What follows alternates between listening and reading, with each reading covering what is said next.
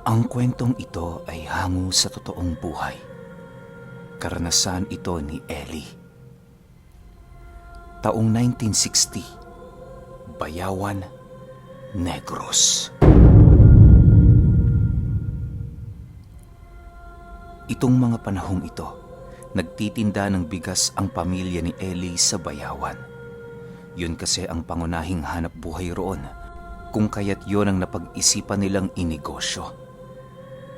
Bagaman marami silang kakompetensya, patuloy pa rin sila noong namamayagpag dahil sa dami ng kanilang suki at koneksyon sa lugar. Madiskarte at kilalang tao kasi noon ang kanyang ama, kaya na may walang nakakatalo sa kanila sa ganoong larangan. Kahit ang iba pang kalaban noon nila Ellie sa bigasan ay merong sariling palayan, kakarampot pa rin ang kinikita ng mga ito. Bukod kasi sa mataas ang kanilang benta ng bigas, pinagdadamutan din nila noon ang mga magsasaka kung kaya't hindi sila pinagpapala. Sa ilang taong pagninegosyo noon ng kanilang pamilya, unti-unti na nga nilang nararamdaman ang pag-angat ng kanilang buhay. Kahit medyo may kaya na sila noon, patuloy pa ring nagtatrabaho ang kanyang ama at tumutulong sa kapwa. Isang araw, merong pagpupulong na ginanap sa pagitan ng mga negosyanteng merong sariling bigasan. May mga hinaing kasi noon ng mga magsasaka tungkol sa kanilang trabaho at buwanang kita sa paggagapas. Hindi naman ito maaaring ipagsawalang bahala ng mga taong nagbebenta ng bigas sa kadahilanang mawawalan sila ng negosyo kung sumalungat sa kanila ang lahat ng magsasaka. Dahil sa wala naman noong ginagawa si Ellie, napagpasyahan ng kanyang ama na siya ay isama. Nasa 8 gulang naman kasi siya noon, kung kaya't wala naman itong magiging problema. Bukod kasi sa tinuruan siya nito ng mga pamamalakad sa negosyo, ipinapakita din ito sa kanya ang mga pamamaraan sa pagkausap ng tao. Habang patuloy na pinagmamasdan ni Ellie ang buong paligid, doon niya nakita ang mga magsasakang naglalabas ng kanilang mga hinaing at galit sa mga taong namimili ng kanilang sinasaka. Hindi rin maiwasan ng mga ito ang sisihin ng may-ari ng kanilang sinasakahan, gawa ng kakarampot lang din umano ang binibigay sa kanilang parte ng mga ito sa tuwing panahon ng anihan. Dahil sa mga pangyayaring yon, nananatiling tahimik at walang imik si Ellie at ang kanyang ama. Ang ginagawa lamang noon nila, magmasid at makinig sa mga taong nag-uusap sa paligid. "Tay, bakit hindi tayo nakikisali?" tanong ni Ellie sa kanyang ama. Anak, magsasayang ka lang ng laway kapag ipinilit mo sa ganitong sitwasyon ang iyong nais. Mas mainam na hintayin na lang nating kumalma ang lahat bago tayo makipag-usap. Sagot naman ng kanyang ama. Nang marinig ito ni Ellie, muli na naman niyang ibinaling sa mga magsasaka ang kanyang paningin. Iniwasan niya din noong makipag-usap sa kanyang mga katabi nang sa gayoy marinig niya ang lahat ng pag-uusap sa paligid. Maya-maya pa, bigla namang nabaling ang kanyang atensyon sa 2 magsasaka na papalapit sa kanila.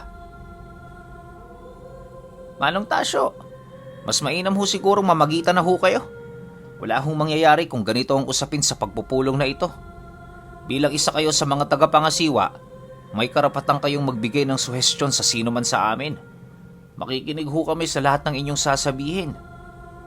Wika ng isang magsasaka. Nang marinig ito ng ama ni Ellie, kalmado naman yung tumayo at dahan-dahang pumagitna sa pagpupulong. Nang masipat siya doon ng karamihan, bigla namang napatahimik ang mga ito habang patuloy siyang pinagmamasdan. Ilang minuto pa ang lumipas, nakuha na niya ang atensyon ng lahat ng naroon kung kaya't nag-umpisa na siyang magsalita ukol sa hindi pagkakaunawaan ng mga ito. Paano tayo magkakaintindihan kung kayo mismo mas lalo niyong pinapakomplika ang mga bagay-bagay? Siguro kung magkakaroon man ng talakayan dito sa atin ngayon, Mas mainam na paisa-isa lang para naman magkaintindihan tayo. Tandaan ninyo, ang pulong na ito ay ginawa para sa maayos na relasyon ng bawat isa sa atin. Wika ng ama ni Ellie. Matapos nitong makapagsalita, agad naman niyang pinagmasda ng lahat ng magsasaka na nasa paligid. Maging ang iilan noong manininda ng bigas ay hindi rin nakaligtas sa ginawang pagtitig ni Manong Tasyo. Habang nasa kasagsagan ng pagmamasid noon si Ellie, napansin niyang merong isang manininda ng bigas na tinititigan ng masama ang kanyang ama. Hindi niya alam kung bakit pero parang may binabalak itong masama sa kanila. Dahil sa ayaw niya noong gumawa ng eskandalo o kahit na anong bagay na makakasira ng kanilang pagpupulong, ninais na lamang niyang pagmasdan at pag-aralan ang mga susunod nitong gagawin. Ilang minuto pa ang lumipas, bigla namang nakatitigan ni Ellie ang lalaking yon na siyang nagbigay ng labis na takot sa kanyang buong katawan. Hindi niya alam pero ang pakiramdam niya para siyang nakatitig sa isang demonyong merong napakasamang binabalak sa kanila. Nabago lamang ang ganoong sistema nang bigla siyang hawakan sa balikat ng kanyang ama. Napansin niya kasi itong nakatulala na animoy merong iniisip na malalim. Anak, ayos ka lang ba? Tanong nito sa kanya. Nang marinig ito ni Ellie, agad naman niyang ibinulong sa kanyang ama ang kanyang mga nakita kanina. Patago niyang itinuro ang lalaking yon nang sa gayoy magawa nitong makita ang eksaktong kinaroroonan ng lalaki. Pagsilay doon ng kanyang ama, bigla na lamang itong napabulong sa kanya ng, Hayaan mo lang yan, anak. Hanggang tingin lang naman yan. Hayaan mo, maya-maya kakausapin ko. Kasabay ng pagwika nito, ay siya namang dali-dali nitong pagbalik sa gitna ng lugar na kanilang pinagpupulungan. Naging abala yon sa kanyang pakikipag-usap sa mga taong merong malalalim na hinaing ukol sa pagsasaka. Ilang oras pa ang lumipas, nagwakas na nga ang pagpupulong. Nang akmang papalabas na ng bahay sila Ellie, bigla naman sila noong hinarangan ng lalaking napakasama ng titig sa kanila kanina. Kinausap nito ang kanyang ama ukol sa kasalukuyang sitwasyon ng kanilang negosyo. Habang nag-uusap noon ang dalawa, pansin na niya noon ang napakalansang amoy ng balat nito. Bagaman may pabango yung ibinabalot sa kanyang katawan, hindi pa rin ito kayang maikubli ang kakaibang amoy na nalalanghap ni Ellie. Sa pag-alis ng lalaki, pasimple siya nitong tinitigan habang nagsasabi ng, Napakaganda pala ng tindig ng anak mo, Tasyo. Bagay na bagay sa aking anak. Huwag mo na itong ireto sa iyong anak, Iping. Masasaktan lang yung anak mo. Pabirong sagot naman ng kanyang ama. Matapos nilang mag-usap, dali-dali din naman sila nitong iniwan.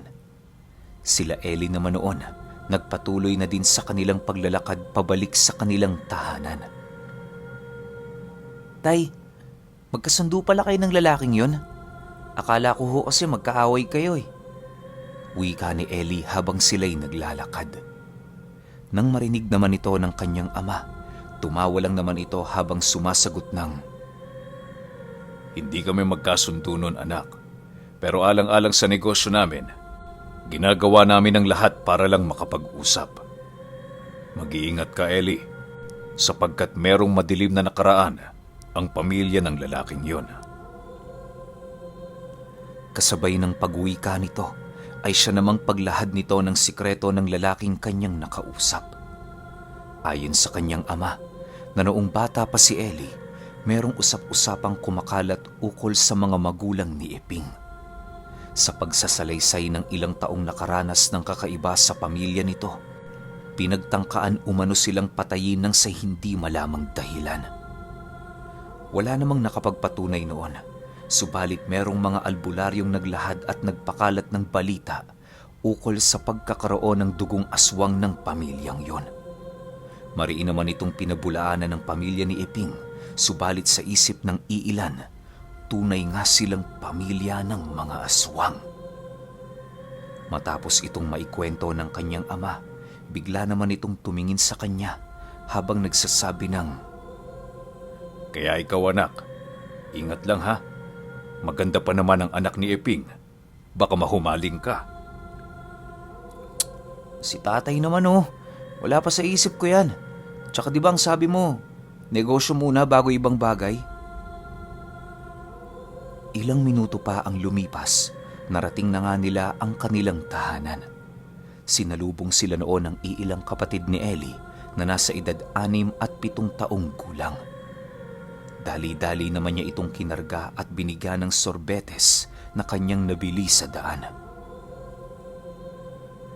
Ilang araw pa ang lumipas, nananatiling abala noon si Ellie sa pagbabantay ng kanilang tindahan. Wala siya noong ginagawa sa araw-araw, kundi ang pamahalaan ang kanilang negosyo habang abala ang kanyang ama sa trabaho nito. Isang araw, nagkataon namang maraming mamimili sa kanilang tindahan. Puspusan noon ang pagtitinda ni Ellie, gawa nang wala siya doong ibang katulong noong mga oras na yon. Hindi naman niya ito gaanong iniinda sa kadahilan ng alam niya ang lahat ng presyo ng mga bigas. Ilang minuto pa ang lumipas, bigla naman siya noong natigilan nang masipat niya ang isang dalagang napakahinhin habang naghahanap ng bigas na kanyang bibilhin. Sa unang pagsilay pa lamang doon ni Ellie, nakuha na nito kaagad ang kanyang puso. Animoy ang pakiramdam niya noon, tumatalon sa tuwa ang kanyang isipan nang sa hindi malamang dahilan. Pagtitig nito sa kanya, bigla na lamang siyang nanghina habang mabilisang ibinabaling sa ibang lugar ang kanyang paningin. Maya-maya pa, doon na niya naamoy ang napakabango nitong buhok at kasabay nito ang pagwika ng babae ng, Magkano ho ito? Maaari ho bang tumawad sa inyo? Matapos itong marinig ni Ellie, buong tindig naman siyang tumingin sa babae habang sumasagot ng, Basta sa'yo, binibini. Walang problema ang tawad. Siya nga pala. Ilang kilong bibilihin mo? Nang marinig naman ng dilag ang panginginig ng boses ni Ellie, ngumiti lang naman ito sa kanya habang nagsasabi ng, 10 kilo lang ho, Ginoo. Matapos yan, agad namang lumapit si Ellie upang kumuha ng sisidla ng bigas. Halos 3 kilo noon ang kanyang naging pasobra dahil sa labis niyang pagkatuwa sa binibining kanyang nakita. Paglabas nito sa kanilang tindahan, bigla naman siya noong natigilan nang masipat niyang lumapit ito kay Iping na siya palang ama ng babae. Sa puntong yon, hindi na niya alam ang kanyang gagawin sa kadahilan ng biglang pumasok sa kanyang isipan ang minsang pakikipag-usap nito sa kanyang ama. Paglapit ni Manong Iping sa kanya, bigla naman siya nitong hinawakan sa balikat habang nakangiti. Maya-maya pa, doon na nga nito kinuha ang 10 kilo ng bigas at kasabay nito ang pagwika nito ng, Kapag may oras ka, Ellie, pumanhik ka sa bahay. Hihintayin kita doon, maging ng aking anak. Isang karangalan para sa amin na bumisita ang anak ni Tasyo. O bueno, iwan ka na muna namin. Sige ho, Manong. Mag-iingat ho kayo, ha? Mahinahong sagot naman ni Ellie. Sa pag-alis ng mag-ama, tila ba doon namuo sa kanyang isipan ang pagmamalabis na bumisita sa tahanan ni Manong Iping. Aminado kasi siya noon na labis ang paghahangad ng kanyang sarili na muling makita ang babae. Pakiramdam niya, yun na ang babaeng kanyang mamahalin habang siya ay nabubuhay. Ilang minuto pa ang lumipas, ninais naman itong isang tabi ni Ellie nang mapansin niyang napakarami ng nakapila para bumili. Halos ganadong-ganado talaga siya noong magbenta dahil nakita na niya ang babaeng mapapangasawa niya. Kinahapunan, pagdating ng kanyang ama, agad naman niya itong ipinagtapat ng walang pagdadalawang isip. Nang marinig yon ng kanilang padre de pamilya, hindi naman ito nakatanggi sa pagnanais ni Ellie. Pinaalalahanan lang siya nito noon sa mga bagay-bagay na kailangan niyang gawin upang mapanatiling ligtas ang kanyang sarili. Para makasiguro noong hindi siya mapapahamak, inabisuhan siya ng kanyang ama na umaga lamang pumunta sa tahanan nila Manong Iping. Magdala din siya noon ng kasama para naman kahit papaano'y meron siyang makakatuwang sa oras ng pangangailangan. Ilang araw pa ang lumipas, sumapit na nga ang oras na kanyang pinakahinihintay. Maaga pa siya noong tumungo sa bahay nila Manong Iping sa pagbabaka sakaling muli niyang masilayan ang anak nito. Bale, nagpasama siya noon sa isa nilang trabahador, alinsunod sa nais ng kanyang ama. Pagdating nila sa bahay ng dilag, nadatna naman nila si Manong Iping na abala sa ginagawa nitong pag-iitak ng panggatong. Nang masipat sila nito, dahan-dahan namang pumasok sila Ellie nang nakangiti. Inutusan niya noon ang kanilang trabahador na mag-itak ng panggatong upang magawa niyang makausap ng maayos ang ama ng babae. Magandang umaga ho, Manong Iping. Salamat naman ho't na imbitahan niyo ako sa inyong napakagandang bahay. Wika ni Ellie. Masaya din ako, iho, dahil pinaunlakan mo ang gusto ko. Alam mo kasi, tatapatin na kita. Wala akong ibang hinahangad para sa aking anak, kundi ang isang lalaking mapagkakatiwalaan at merong paninindigan. Batid kong nasa tamang edad na kayong dalawa, kaya na may hindi ako tututol kung ito ay iyong ligawan.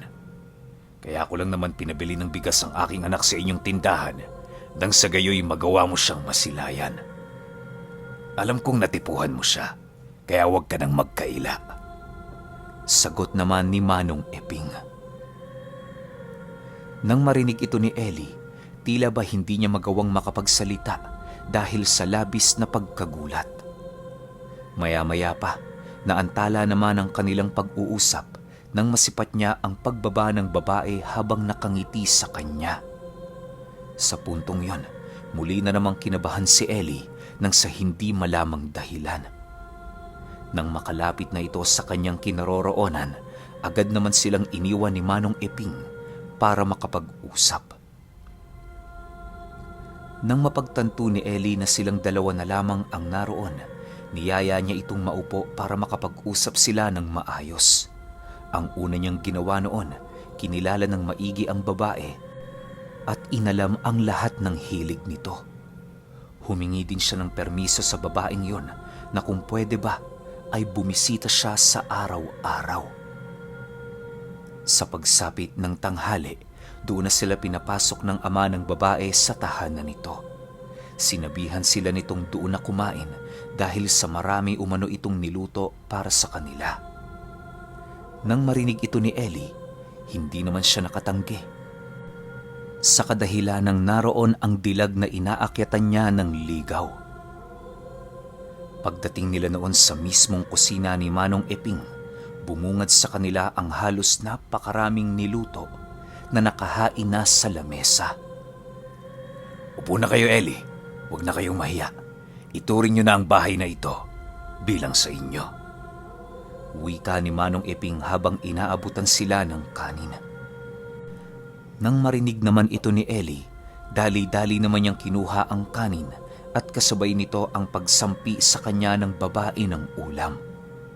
Nang masipat niya noon ang inabot nitong adobo at lauya sa kanya, medyo nag-alangan pa siya sa kadahilanang bigla niyang naalala ang sinabi ng kanyang ama. Nang akmang kukunin niya na noon ang isang kalamansing nakasilid sa kanyang bulsa, bigla naman siyang hinawakan ng babae at nginitian. Matapos ito, dahan-dahan na siya noong sinubuan ng pagkain. Nang malasahan ni Ellie ang sarap ng pagkaing kanyang natikman, tila ba mabilisang nawala sa kanyang isipan ang mga paalala ng kanyang ama. Maging ang kasama niya noon ay ganado sa pagkain, na halos maubos na ang lahat ng inihanda na nasa mesa. Nang matapos na sila noon sa kanilang pananghalian, nagpahinga muna sila ng saglit bago nagpaalam. Hindi naman sila noon pinigilan ni Manong Iping, gawa ng alam din ito ang kanilang trabaho na naiwan. Bago sila umalis sa bahay ng babae, binilinan sila nitong bumalik pagkaraan ng ilang araw. Tumangulang naman noon si Ellie upang ipakita ang pagsang-ayon sa babae. Sa pagsapit ng gabi, doon na niya dahan-dahang nararamdaman ang kakaiba sa kanyang tiyan. Mayat-maya na ito sa paggulo at paglobo na siyang naging sanhi ng pagkawala ng kanyang gana. Pilit man siya noong tinatanong ng kanyang ama, subalit itinago ni Ellie ang mga pangyayaring magpapabago ng kanyang buhay. Kinaumagahan, bigla naman noong nagulantang ang kanyang pamilya nang masipat siya nitong tulala habang nakaupo sa isang sulok. Ellie anak, ano bang problema mo? Tanong ng kanyang ama. Wala naman ho, tay. Medyo nanlalanta lang ho ko kasi ang sakit ng aking kamay at paa eh. Pakiramdam ko ho, masusuka ako kapag gumalaw ako dito sa aking pagkakaupo. Nang marinig ito ng kanyang ama, bigla na lamang itong napamura sa kadahilanang napag-isip-isip nitong maaaring nayanggaw ang kanyang anak. Sa puntong iyon, agad naman niyang pinatawag ang kanyang kumparing albularyo para makatulong sa kanilang kinakaharap na suliranin. Bago noon sumapit ang hapon, halos mamatay-matay na noon si Ellie sa kakasigaw dahil sa paghilot ng kumpare ng kanilang padre de pamilya. Sinabihan siya nitong tiisin lamang ang lahat ng sakit nang sa gayoy mapatay ang sisiw na nagtatago sa ilalim ng kanyang mga laman loob. Habang patuloy siyang hinihilot noon ng albularyo, bigla na lamang siyang natigilan nang marinig niya ang kanyang ama na nagwiwika ng, Ano kompadre? Sila talaga? Buang yang Iping na yan. Hindi nag-iisip. Kung kaya niyang ipain sa anak ko ang anak niya, kaya ko rin ipain ang uniko iho ko para sa ikababagsak niya. Oh, sila talaga. Huwag kang mag-alala. Nakakalat na ang tao ko sa bahay nila. Bukas bago sumapit ang bukang liwayway, sinisigurado ko sa iyong nakaalis na sila. Kung magmamatigas sila sa amin, kasalanan na nila yon. Sagot naman ng albularyo. Matapos nitong makapagsalita, buong lakas naman itong diniina ng likod ni Ellie habang patuloy na nag-uusal. Ilang minuto pa ang lumipas. Agad naman siya nitong pinainom ng langis habang patuloy na iniihipan sa bumpunan. Sinabihan din siya noon ng albularyo na tiisin ang lasa ng langis upang magawa niyang maisuka ang isang maliit na sisiw na nasa loob ng kanyang tiyan. Habang patuloy na nilalagok ni Ellie ang langis na yon, halos dumilat na ang kanyang mga mata dahil sa labis na pagtitiis. Maya-maya pa, bigla naman siyang nakaramdam ng pagsuka at kasabay nito ang paglabas sa kanyang bunganga ng napakaitim na likido. Napakabaho ng likidong yon na para bang galing ito sa kanal. Pagsilay ng albularyo sa dulo ng kanyang lalamunan, doon ito nakita ang dalawang maliit na paa ng sisiw na nagsusumiksik pabalik. Walang sabi-sabi. Mabilisan niya itong hinugot at ibinalibag sa papag ng walang pagdadalawang isip. Pagkaalis ng albularyo sa sisiw na yon, dahan-dahan namang bumalik sa normal ang pakiramdam ni Ellie. Sinabihan siya nitong magpahinga ng buong araw sa kadahilan ng hinigop ng sisiw na yon ang kanyang buong lakas. Habang nagpapahinga noon si Ellie, abalang-abala naman noon ang kanyang ama sa paggawa ng plano para masukol ang pamilya ni Iping. Ipinagkalat din ito noon sa baryo ang nangyari sa kanilang anak upang panigan siya ng lahat ng tao na naroon. Paggising ni Ellie noong gabi, Laking gulat na lamang niya nang masipat niyang tanging ina na lamang niya ang natira sa kanilang tahanan. Paglalim pa ng gabi, bigla namang dumating ang kanyang ama at ang iilang tauhan ng albularyo. Meron itong mga daladalang sulo at halos karamihan sa kanila naghahabol hininga na parabang kung saan-saan sumuot ang mga ito. Tay! Ano hong nangyari? Gulat na tanong ni Ellie. Pasensya ka na anak kung hindi kami nagbigay ng abiso sa iyo sa aming gagawin. Siya nga pala, huwag ka nang umasa doon sa anak ni Iping dahil lumayas na sila. Pinatay namin si Iping upang pagbayaran nito ang ginawa sa iyo at sa iilang taong naging kanyang biktima sa mga nagdaang taon. Sagot naman ito sa kanya. Pinatotohanan din noon ng kanyang ama na totoo ang bali-balita na kumakalat sa istorya ng pamilya ng kanyang kakumpetensya. Dahil sa sinabi nito, wala namang nagawa noon si Ellie kundi ang mapaupo habang patuloy na iniisip ang ganda ng dalaga. Bagaman nais niya itong hanapin, alam niya sa kanyang sariling hindi na siya nito mapapatawad. Lalo pat napaslang ang ama nito ng kanilang padre de pamilya. Sa paglipas ng mga araw, mas lalo pang yumabong ang negosyo nila dahil sa pagkawala ng kanilang kakumpetensya. Tuwang-tuwa noon ang kanyang ama na parabang nabunutan na ito ng isang tinik sa kanyang lalamunan. Subalit, kahit mas lalo pa noong tumataas ang uri ng kanilang pamumuhay, bumagsak naman ng husto ang moral ni Ellie. Hindi niya kasi sukat akalain noon na gagamitin siya ng kanyang ama para sirain ang kalaban nito sa kanilang negosyo. Sa paglaki noon ni Ellie, tinangka niyang muling hanapin ang babae. Palagi niya kasi noong naaalala ang nakabighani sa kanya na matatamis na ngiti ng dalaga.